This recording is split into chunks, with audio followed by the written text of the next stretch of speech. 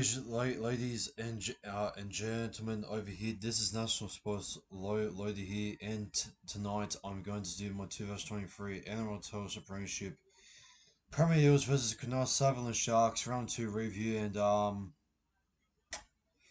yeah, obviously, I wasn't really bothered to really do this review. I know I said that I was going to do it straight after the live stream, but I just tried to calm myself there down a little bit. But I am going to call out some players here in the review there as well to rant about a bit as well. I don't want to rant or ever yell too much as well, since my parents that my sister just right outside the door, so I don't want to cause any more yelling this that, which I'm pretty sure I've raged on the live stream as well, on my live reaction there to the game itself. So you can go watch a bit of piece of clip as well, maybe for your entertainment, or like to see my actual reaction of him, man. But I don't want to go in here for too long, since the Queensland Derby is actually happening while I'm doing this review here as well. So yeah, I decided to make this as a quick review as well, similar to what it was there from last week as well, with us having a heartbreak here. Tonight's going to be much more frustrating review as well. But before we go into the frustrating and sloppy review here as well, if you guys are brand new to the channel over here, please give a like and subscribe here to the channel over here as well for more low content there coming in, the new features as well. And let's go up to 500 subscribers there before the end of March as well. And yeah, so what happened first there? In the first couple of minutes and this and that, the Sharks are going themselves there. Not the best ever to attacking complete sets there on the own end as well. And then once we got the ball back there as well, you know, we only got about like one good one as well. We managed to get on the own end as well, and then once we got the ball back there, we managed to push up there near the 10 as well. And when Jermaine Hopgood there took in the charge up there in the 10 as well, he managed to put on a dummy there as well, which it left two chases as well, especially Tague Walton there, the distraction there as well, to lead up for a big hole there for Regan Cabagilla there to charge in as well, with support play there, with Jermaine Hopgood there with the offload itself there to Regan Cabagilla himself there. He crushed himself over there for the first ever try there as well. For us there to make it 4 points nil, and then Mitch Moses there on his 200 game as well, makes it 6 points to nil. And then straight off from the kickoff there as well. It was all from us from there. But like outside from the halfway line as well. Yeah. Uh, uh, Jermaine Hobgood there. Offload the ball there to Josh Hodgson as well to keep the ball alive there, and then it goes off there to Gutherson there, and then off to Dylan Brown, I believe. I think I'm sure to either Mitch or Moses or either Walker Blake.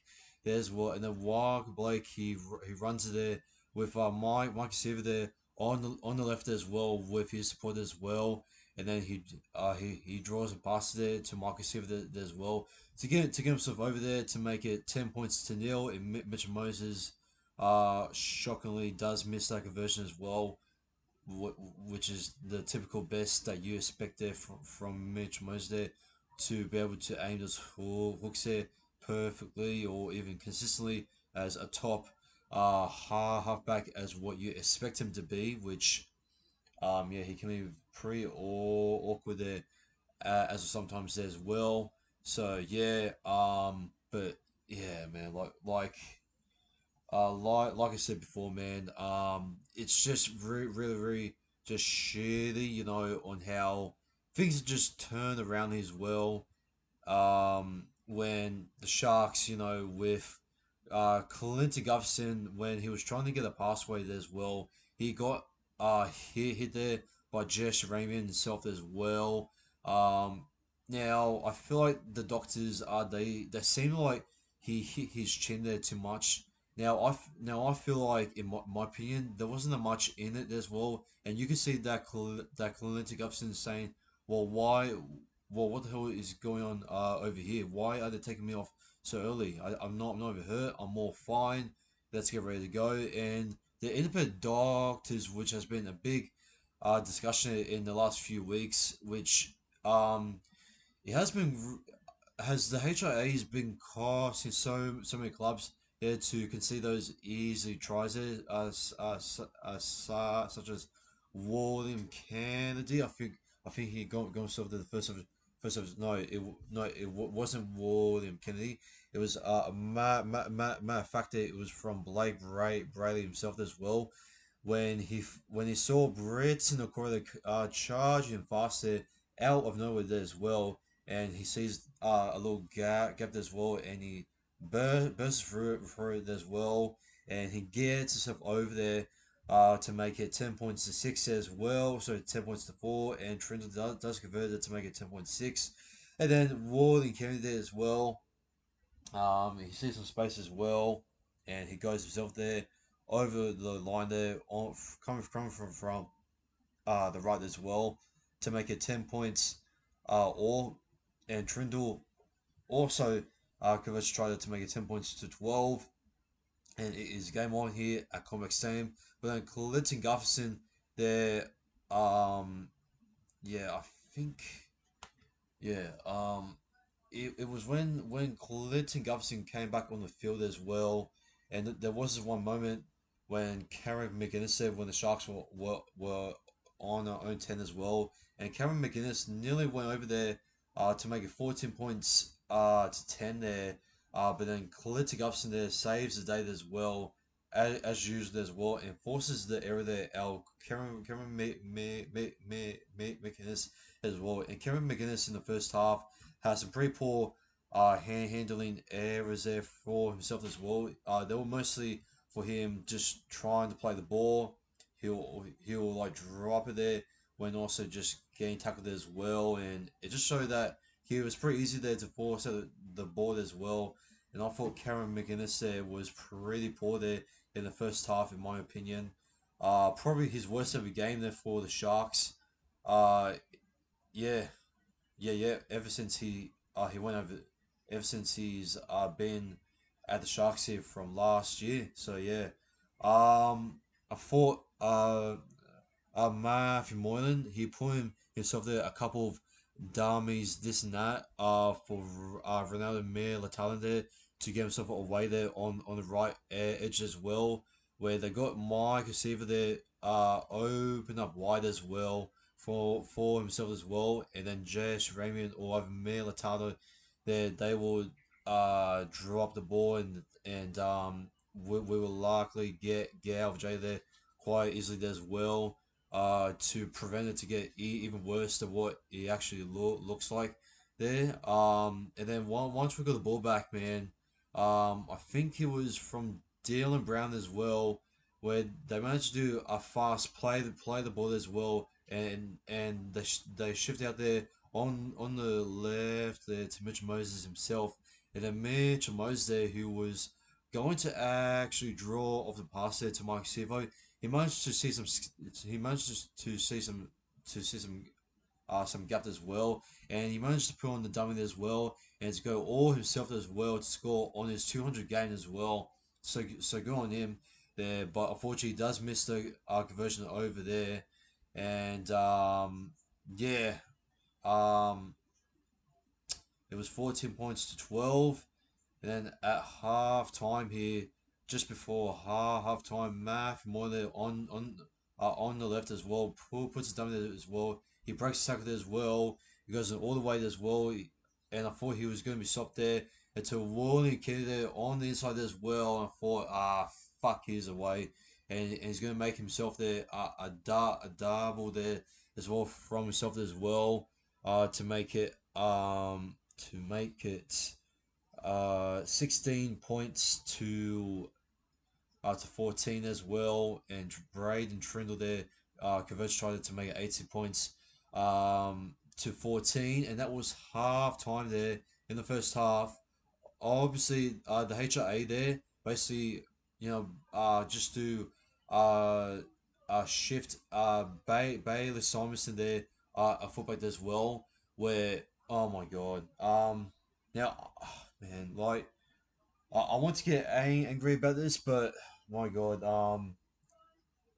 like Bailey Simonson, man, he needs to be dropped. He is New South Wales Cup form at fucking best, and quite honestly, I hope he can get himself fully fucked. And for those who are going to defend him there for saying, oh, he's pretty good in attack as well. Yeah, sure, he can have his moments in this and that, but he had those moments there, where one where Wolpen see that he's trying to create something there as well, and Bailey Somerset there where he's trying to get things overweight as well. His defense is absolutely just shit, and he can't even catch shit there on the high ball there, and he's much worse than what Mark Blake is on the high ball as well. And my god, he's absolutely just way worse and just way shit as well. And yeah, like Babe Simonson, man, he is the most overrated, most shittiest winger I've ever seen from the Premiership history there of all time. And I gotta say, man, like he's absolutely just uh uh pathetic. I don't know how people on social media keep on defending him like this as well. Which my God, his attack can be good. He's got himself about like a few line breaks and this and that, but other than that, he is not the wingman. He is not the wingman as what you expect. His best ever career was at the Canberra Raiders, and that's the only best career he's ever going to get there in his uh, entire career. So face or not, he came from being a highly potential winger or centre there with Harley Smith Shields as well. Coming to the Eels, he's been an absolute gobsmacked uh, depleting and downgraded player, compared to our other wingers as well, such as Hayes Dunster, Sean Russell, and possibly the other wingers as well. I thought he's also kind of a downgrade there to Isaac Lumi as well, since he was not available there for the match as well. I think he was injured as well. So yeah, yeah, quite honestly, I think Mark Blake there can still play better on the wing there, more than what Bailey Thompson did as well. And my God, Mate Thompson, he is not a winger. He is a center, at best. But like seriously, man, like he needs to be dropped. Like I don't care, if they're going to give him a good crack there in centers as well. If you're going to fall for some, if you're going to fall for some there in the wing as well, just do me a favor and just fuck him off there in the New South Wales Cup side as well for us, because I'm absolutely just fucking just sick and tired of like seeing him starting there in the 1 and 17 as well. It is an absolute laughing stock that he needs to be named there on the wing as well. And the fact that he named Bailey Simonson over fucking Sean Russell as well is very questionable as well. He did bring on Hesse Markatoa there for a couple minutes as well, where he nearly scored himself a try there as well, to at least get us back in the game and much more earlier there as well, when we were down by some other tries, this and that. Um, this is starting to become a little bit of a rant there for Bailey Simonson, this and that. But you know what? I don't want to really say the rest of the try scorers, this and that. So basically, right, I thought our wingers there, they were getting like exposed as that, and the halves there for the Sharks were absolutely just amazing as well. And William Kenny there with speed there with Moylan there, they just basically got through there, uh like they were bursting through rockets throughout uh uh our fucking what's the word for it throughout our holes as well. Like we got fucking what's that thing that when you have the fear, like the fear of holes. I'm not sure what it's actually called, but that's how our defense was when Moreland and Willie Kennedy was sneaking behind like a great a great white shark there, just to see that ball uh, as a fish as well, and just to buy on there as well, munch it all up there as well, and go for that motherfucking hat trick there for himself as well, and yeah, um, I gotta say, to start off the season there with 0-2, I am absolutely just disgusted. Our defensive was absolutely just sloppy. Our discipline there, was pretty shit as well. One of Blake there, with his handling performance as well. He did run himself the ball instead of like passing it to Mike Seaver there as well. And I thought we weren't trusting Siver there too much as well. He did nearly score himself there when he ran over so many players there, especially Katoda as well. And we're not using that advantage there as well, especially Walker Blake there doesn't really see it as well. He just sees, the inside gaps as well. I know that believing in yourself to score as well is good enough to back yourself. But the fact that we're not playing like simple smart footy just to get those points there where it matters as well. Where the Panthers they lost against the Broncos and now they won at home and now we need to respond and be on the same book as them. And tonight, we have conceded 30 fucking points by scoring 26 at the same time. Mitchell Moses on the last minute with only 59 or over 49 seconds left on the clock. He decides to go right there to Bailey fucking Simonson. Like, come on, man. Like, Moses was trying to set something up there as well. I know Walper Cini himself there, got himself the didn't really put up the best back flick pass there to Volpinski himself. Sorry, to Bailey Simons himself. But come on, man, like Moses, he could have done a little bit more better and could have just trusted, Marcus if they're on the wing as well. As what I mentioned there before, he's gonna be one of are you are you keep moment wingers there where he has done it there for us in the past as well. He's done it for us, back in 2001 there against the Melbourne Storm as well.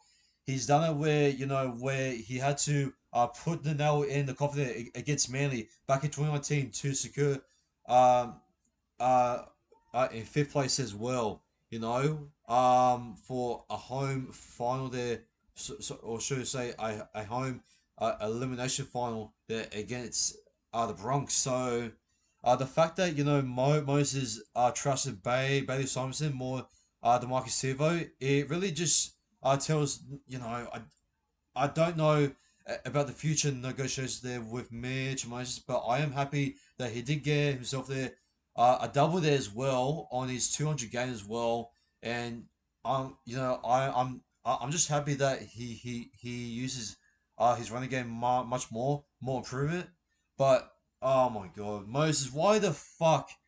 I know, but like when it comes to games where you need to win, I know that Nathan Cleary, Moses are both similar when it comes to the last minute as well, to those big moments where it matters there. And both of these halves that have proven us that they don't even have the ball still to even meet up with the outcome as well. And Moses, for the other hand, cannot execute the play as well.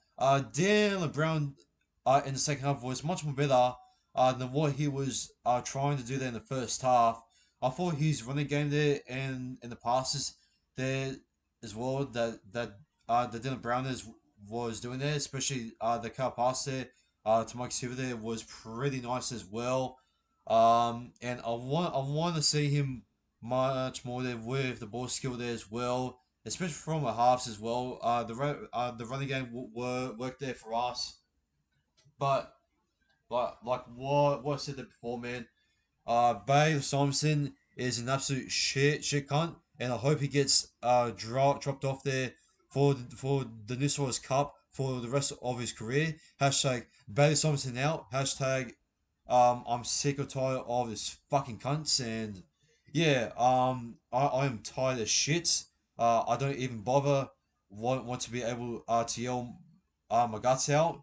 To concede 30 points though against, with so many gaps, did the HIA maybe gave him so much momentum there, and maybe they just got themselves over there to get those two maybe lucky tries, because Simonson had to defend those two tries as well. So was at the moment maybe if Gustafson was still on there, was the momentum not going to happen anyways? I reckon it could have not. I reckon we could have got ourselves a bit lucky there to at least get maybe like 2 points, or even about like 4 points, or even about like 6 points over the Sharks. If Gutherson, or even the stupid motherfucking independent doctor didn't tell Clinton Gutherson to come off the field there with a HA check, which is absolutely just bullshit, on how they just call him off there to come off there as well. And this whole HIA, independent doctor issue really needs to be checked on with. And I'm pretty sure, shout out there to the Rugby League Breakdown podcast. There, they say some pretty good things about, um they said some pretty criticism things about the independent doctor, and I agree with them. So go watch the latest episode there as well on the Rugby League Breakdown podcast. There, when they discuss about, well, why can't we have like two doctors there on the field, or maybe one doctor there from the bunker there as well. And the reason why is because they didn't mention on the podcast as well, because the NRL is scared that the doctors are going to sue them in this and that, which is like, are you fucking serious, man? Like, so when a player is like suffocating there from concussion as well, you're just going to let them, just to fucking, stay down as well, and they're going to take the time as well. I mean, look back when Brett Morris there, he was struggling to come off the field as well, and the whole doctors, they weren't even doing the job properly there to take him off the field there, and to really check him out there, and just make sure they save his life in this and that, and now they're just unnecessary, just like choose the players where they just got hit this and that, and the thought, well, they maybe got injured this and that. Well, it's fucking rugby league. At the end of the day, you're gonna get hit like that. I see many more high hit ups like that than what Ramian did there to Clinton Gutherson there tonight. I mean, it's just only from over here, not from the chin here as well. Like, no, there wasn't that much there in it as well, in my opinion. So yeah, that's my little take there on the HA doctor there as well, and yeah, I think that's gonna be it as well. For the 2023 NRL Telstra Premiership, Parramatta Eels versus Cronull Sutherland Sharks round to review as well. I'm probably gonna go for my top five best players before ending off here, since I am rambling around here too much. So my top five best players there for the match, I'm gonna go for the man himself who has carried the full pack there. No, it's not going to be Josh Hodgson. It is the machine, gunman, and the buy of the year there for us there, in my opinion, there as well. In the future, New South Wales locked as well. Jermaine Hopgood as well for number one. Number two, I'm going to go for Farid Kamagilla. I thought he was pretty strong there as well. Number three, I'm going to go I'm going to go you know what? I'm gonna go for Mitch Moses as well, since he improved there quite a bit as well. For number four, I'm gonna go for Mark Sievert as well. The fact that he was pretty strong, and to run No, over Sione Katode like twice as well is just freakish as well. Now number five, I'm gonna go for. I'm actually gonna go for Josh Hodgson there as well. Now, no, I'm actually gonna go for Clint Gupson as well. Uh, when he came off, it just pretty much shows you on how a team is without him as well. I think without a captain, we would have not been here. Or either in the top eight or either in the top four there in the first place. And tonight, he showed why. Is very appointed to our club as well, and to save us tries there to get us back in the game, even though we lost. And yeah, that's the top five best players there for the Eels, and the top five best players there for the Cronull Sutherland Sharks as well. The top five best players there, I'm gonna go for my man on the match of Wall Kennedy as well. He was absolutely just freakish there on the runs as well. And number two, man, when he left the Panthers and went to the Sharks, I wasn't really the biggest fan of him.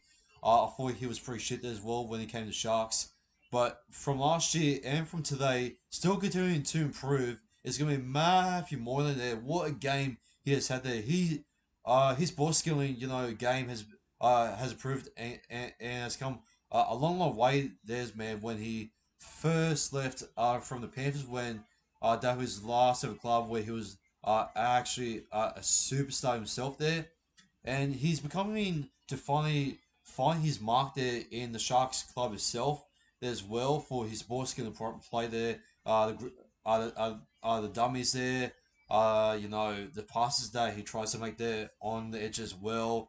I'm gonna go for number three. I'm gonna go for Britton on the crow. I thought he was pretty dangerous as well there on the runs that he was making as well. I'm gonna go for number four. I'm gonna go for Jess Ramey. I thought he was pretty good there as well on the attack himself there.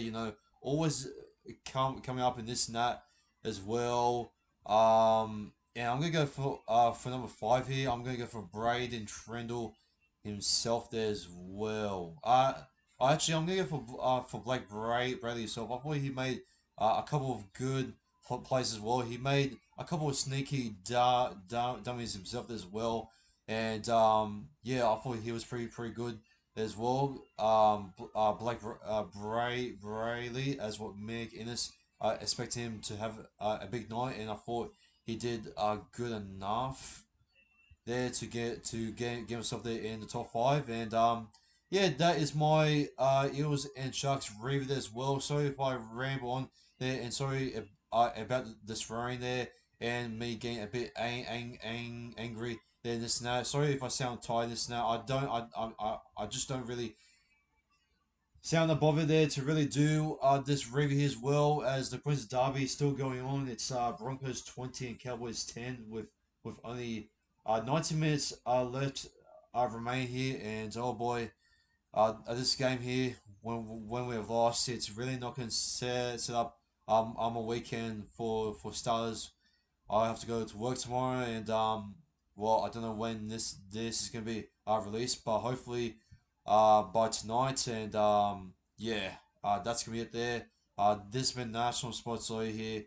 Take care and have a good night, and fucking peace. I'm coming in hot.